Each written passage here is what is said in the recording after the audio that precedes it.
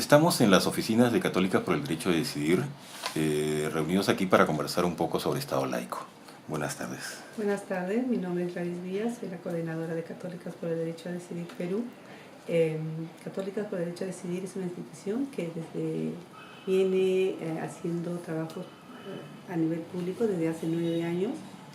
Nosotras partimos desde un enfoque teológico feminista, somos mujeres de fe, pero también tenemos que ver con los derechos de las mujeres y donde nosotros promovemos que las mujeres sean reconocidas con toda la capacidad de poder decidir sobre sus vidas, sobre sus cuerpos y sobre sus sexualidades. Y también estamos trabajando para que podamos formar una base crítica donde las iglesias respeten la autonomía de las mujeres y además promovemos el principio de laicidad del Estado. Católicas por el Derecho a Decidir está en varios países latinoamericanos, ¿verdad? Católicas por el Derecho a Decidir Perú forma parte de la red de Católicas por el Derecho a Decidir de América Latina y el Caribe, ¿no? Estamos en más de 12 países, además estamos en una alianza con Catholics for Choice de Estados Unidos y Católicas por el Derecho a Decidir de España, ¿no? ¿Y el tema de Estado laico se trabaja de manera coordinada en todas estas organizaciones en Latinoamérica? Definitivamente forma parte de nuestros principios que manejamos todas las católicas por el derecho a decidir a nivel de América Latina y el Caribe, y justamente tenemos una campaña que se llama Por Estados Laicos, ¿no? Que la venimos siempre desarrollando. La que sacó ese afiche, ¿verdad? Ese afiche definitivamente, ¿no? Ok. Y también ha sacado varias publicaciones, ¿no?, que nos han mostrado acá. Las publicaciones son de nosotras, de Católicas por el Derecho a Decidir Perú, donde determinamos realmente si el Perú es un Estado laico, donde deba de mantener la neutralidad del Estado en relación a la garantía de los derechos humanos, y hacemos un énfasis especial en los derechos sexuales y reproductivos. Además, trabajamos que el principio de laicidad debe ser neutral a todas las confesiones de fe, ¿no? Por lo tanto, nosotras estamos tras la mirada de que no deba de tenerse el apoyo a una sola confesión de fe, que a pesar de ser católicas, no estamos de acuerdo con la educación religiosa que se da en el Perú a raíz del concordato, ¿no? Entonces, igual nosotras creemos que debe ser un curso más que pueda determinar el desarrollo integral de los y las educandos para que puedan tener un pensamiento más crítico, ¿no? ¿Qué actividades se han hecho en el Perú por el tema de Estado laico? Bueno, nosotras tenemos una campaña que la manejamos todos los años, y de repente Elena te puede hablar de 2 campañas que estamos manejando ya en Perú Estado laico. Elena, hola. Sí. ¿Cómo estás? Soy Elena Sudario, integrante de Católicas por el Derecho a Decidir. Católicas actualmente lleva a cabo 2 años una campaña que se llama Perú Estado Laico, que entre otras cosas el primer año trató de impulsar que los candidatos y candidatas en este caso al Congreso y los partidos políticos que se presentaban en las elecciones generales pudieran suscribir un compromiso, ¿no?, de respetar y garantizar el principio de laicidad en todo tipo de política pública. En ese año logramos la inscripción de muchos ciudadanos y ciudadanas que se adscribieron a este pronunciamiento, ¿no?, como exigencia hacia los candidatos, y también logramos que algunos candidatos y candidatas también lo suscribieran, ¿no?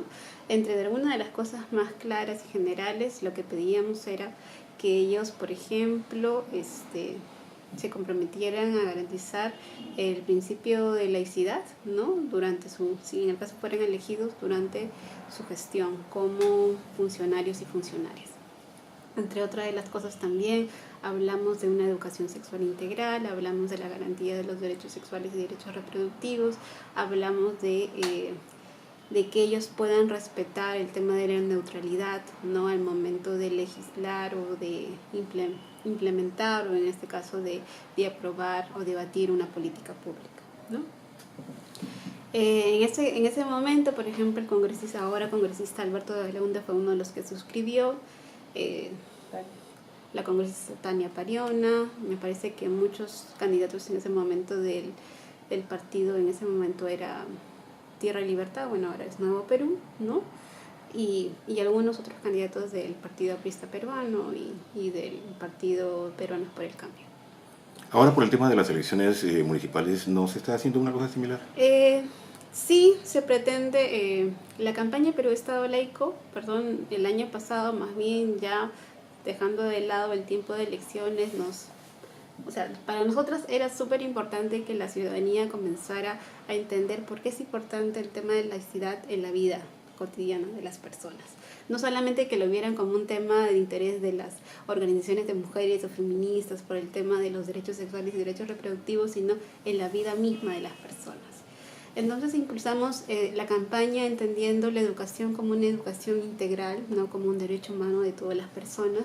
Y en ese caso nos parecía importante, por ejemplo, hablar del tema de la discriminación de los niños que, por ejemplo, no tienen una convicción religiosa católica, ¿no? Son ateos o son evangélicos o profesan cualquier otra convicción religiosa o no la profesan, ¿no? Entonces hicimos una encuesta, ¿no? En varias escuelas públicas de Lima, Ayacucho y Ucayali. ¿Esta encuesta de qué? Esta encuesta de aquí, dirigido a estudiantes de cuarto y quinto año de secundaria. Y bueno, entre de las muchas cosas que pudimos recabar de la encuesta fue que la mayoría de los chicos, aún siendo católicos, no tenían como interés llevar el curso de religión.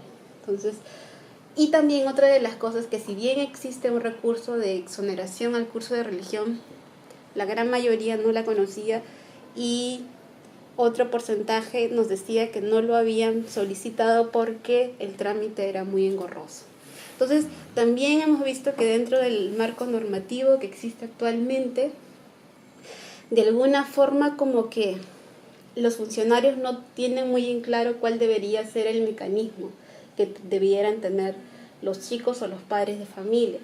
Por ejemplo, en muchos casos algunas autoridades, por ejemplo, mencionaban la necesidad de que ellos tuvieran que llevar una carta firmada por el pastor o la pastora o qué sé yo, que de alguna forma certificara que estos chicos no profesaban la religión católica, y digamos que esa era la causa para poder solicitar el recurso. Pero lo que dice explícitamente la Ley de Libertad Religiosa y también la Ley General de Educación, en ningún momento se nos pide tal cosa, ¿no? Entonces, también hemos visto que hay una falta de información y de capacitación de los funcionarios públicos, de los profesores y también, bueno, desconocimiento de los chicos y chicas en general y también de los padres de familia. Entonces, básicamente, también en esta encuesta pudimos ver que el tema, por ejemplo, no solamente se circunscribe al tema de creer o no creer, también tiene que ver, por ejemplo, con que en muchos espacios, ya más allá del curso de religión, los chicos que no creen tienen que formar parte de las misas, de las procesiones, incluso a veces son obligados o instados a participar de actividades religiosas, ¿no? Como la Marcha por la Vida, o el Domu, o la comunión, etc., etc. Entonces, de alguna forma, todo, si bien no es parte del curso de religión, de alguna forma sí vulnera su derecho a libertad de conciencia, a la libertad religiosa, porque no se les reconoce, ¿no? su derecho a no creer o no de participar. Entonces, ¿han hecho llegar estos resultados a las entidades públicas? Sí, la campaña justamente, uno de los objetivos era justamente presentar al Congreso de la República, y luego hicimos un foro y lo presentamos al Ministerio de Educación. Y bueno, lo que pedíamos no es al Ministerio de Educación, era que, tomando en cuenta todo lo que se había visto, pues pudieran hacer algo, ¿no? Justamente en el tema de la información, capacitación a funcionarios y profesores y demás. Y bueno, esperamos que pase algo, ¿no? Y bueno, justamente este año lo que veíamos también importante era volver con esta incidencia hacia los candidatos y hacia los políticos, ¿no? Para que justamente en la gestión municipal puedan tener ese tema de cultura laica, ¿no? Porque también hemos visto el tema, por ejemplo, de los usos de espacios públicos, ¿no? En los parques, por ejemplo, con dinero de todos los vecinos y vecinas de los distritos, pues se construyen capillas, grutas, incluso en el ánimo del bien común, cambian una propiedad que es pública, para espacio público, lo donan para hacer capillas, iglesias y demás. Y de eso ha habido un poco litigio entre vecinos y vecinas. Entonces, entender el espacio común como un espacio de todos también es parte de esta cultura laica que necesitamos como sociedad, ¿no? Okay. Entonces, sí, ¿no? Nos parece importante, justamente a partir de la campaña, es que todos los ciudadanos podemos entender que el tema de laicidad no se remota a un marco teórico, digamos, un marco normativo, o el tema del concordato, que mucha gente de repente no puede entender, sino que es importante en la vida misma, en la vida cotidiana, ¿no? De convivencia democrática entre las personas. Correcto. ¿Y con qué aliados están trabajando actualmente, Gladys? Bueno, nosotros trabajamos con legisladores, trabajamos con instituciones privadas, públicas, para que pueda ser, uno, como señala bien Elena, muchas de nosotros, entre nosotras, podemos entender lo que es Estado laico, pero nosotros hemos levantado investigaciones como para poder nos pueda ayudar a argumentar nuestros procesos de trabajo y sobre todo de incidencia, y uno de ellos fue Laicidad y Políticas Públicas, que es el libro en el que se determina cómo en nuestro país hay una poca cultura de laicidad. O sea, nosotros y nosotras no tenemos claro, por ejemplo, el uso de los espacios públicos, que no deben ser con el respeto y la garantía para todos y para todas por igual, el hecho de la educación que por constitución no determina, si bien puede ser una educación laica, pero hace mención a algunos artículos que determinan que es laica, ¿no? Es interpretativa.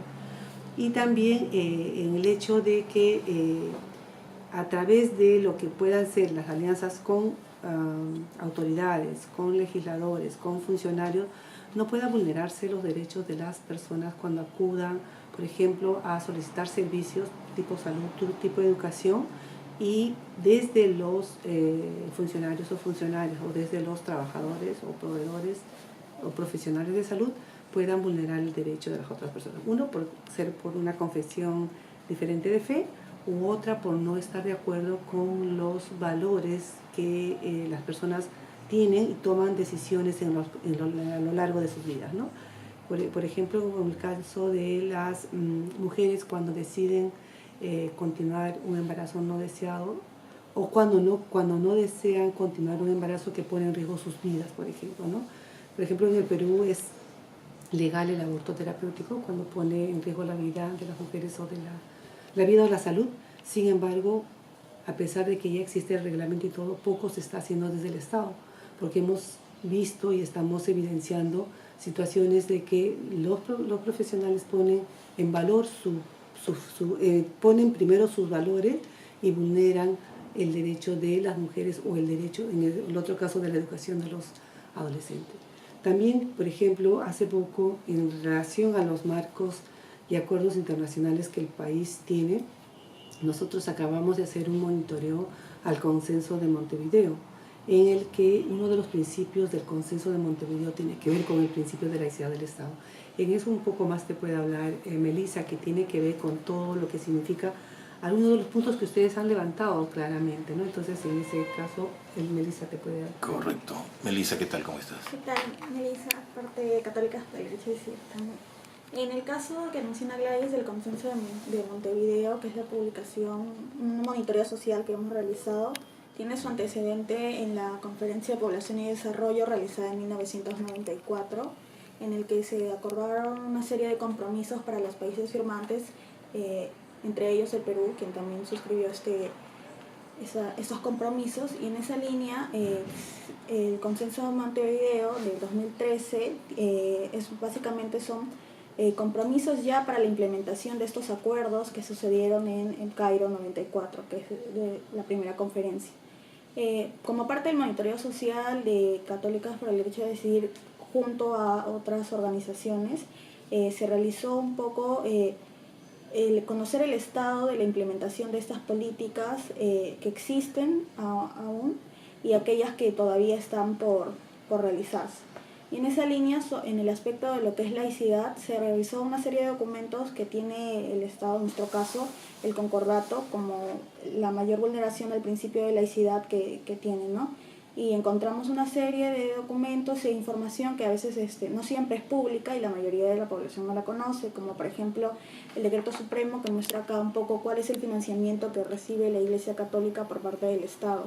Y entonces, aunque este Decreto Supremo, según la información que tiene o que han dado las mismas personas dentro de la Iglesia, no es un acuerdo que se cumple a cabalidad, es un decreto que está vigente.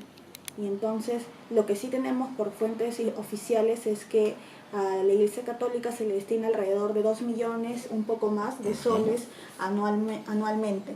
Es el decreto, el 146-91, Sí, ¿verdad? que es un Economía y decreto, finanzas. exacto, es un decreto que está vigente en la actualidad, aunque representantes de la Iglesia indiquen que no reciben ese monto. Sí, efectivamente salió un comunicado, ¿no? De la nunciatura diciendo que no se estaba ejecutando ese Pero decreto. es un decreto supremo vigente, que lo ideal sería entonces que se derogue si es que no realmente se realiza. Sin embargo, lo que no se puede negar es que sí hay un financiamiento de parte del Estado hacia la Iglesia Católica de casi 2 millones de soles. ¿El Estado no ha respondido sobre este decreto? ¿Alguien le ha preguntado si todavía está vigente? El MEF Si no? indica, uno puede entrar a la página del MEF y buscar el detallado de todos los gastos que realiza el Estado, y entre ellos va a encontrar que hay se le cede 2 millones de soles. Sí. Pero no hace referencia al decreto. No hace referencia al decreto, exacto. Entonces no es posible hacer la conexión en ese sentido. Por ejemplo, otro de los hallazgos que nosotros realizamos son los diferentes acuerdos que tiene la Iglesia con diferentes ministerios para el tema de exoneraciones a la renta, evadir impuestos en el caso de todas las propiedades, en el caso de vehículos, todos los colegios que existen por parte de las iglesias o de algunas otras órdenes religiosas también están exentas de impuestos y de tributos. Incluso también cualquier otro tipo de empresa que son de las que son dueños, ¿no? Y en esa línea es importante, ¿no? También está el tema de cualquier tipo de donación, tampoco paga ningún tipo de impuestos, ¿no? Y este es un resumen de los beneficios que reciben de acuerdo a los decretos supremos y que se tiene con cada uno, ¿no? Y son diferentes ministerios, ¿no? El de Relaciones Exteriores, está para el tema de donaciones, e incluso para ver un poco también la vulneración que existe al principio de laicidad. El Ministerio de Justicia tiene dentro de su organigrama una dirección encargada solamente para asuntos de la Iglesia Católica, que es la encargada de ver todo el tema de diferentes temas vinculados a la Iglesia Católica. Y finalmente, bueno, esta es otro cuadro sobre las regulaciones al respecto de lo que es la educación laica, o lo que debería ser la educación laica, ¿no? Y está, bueno, el concordato, el tema de el artículo de la Constitución, entre otros, que indican, ¿no? Y incluso la ley de libertad religiosa, que en realidad, en lugar de propiciar de repente un mayor bienestar para aquellos estudiantes que no son de ningún tipo de religión o que profesan una religión diferente a la católica, deberían beneficiarse, deberían tener algún tipo de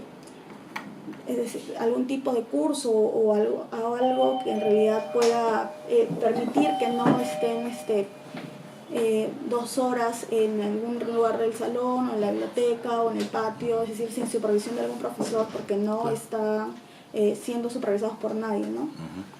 Simplemente esta ley de libertad religiosa en este aspecto no ha dicho nada, ¿no? Perfecto. Ustedes que tienen contacto, relación, están formando parte de una red latinoamericana, ¿han hecho algunas comparaciones entre lo que ocurre en los otros países latinoamericanos y lo que ocurre en el Perú, como para poder saber si es que estas cosas que ocurren en el Perú ocurren en otros países latinoamericanos, o en qué nivel estamos, qué nivel de laicidad, digamos, estamos en relación con los demás países?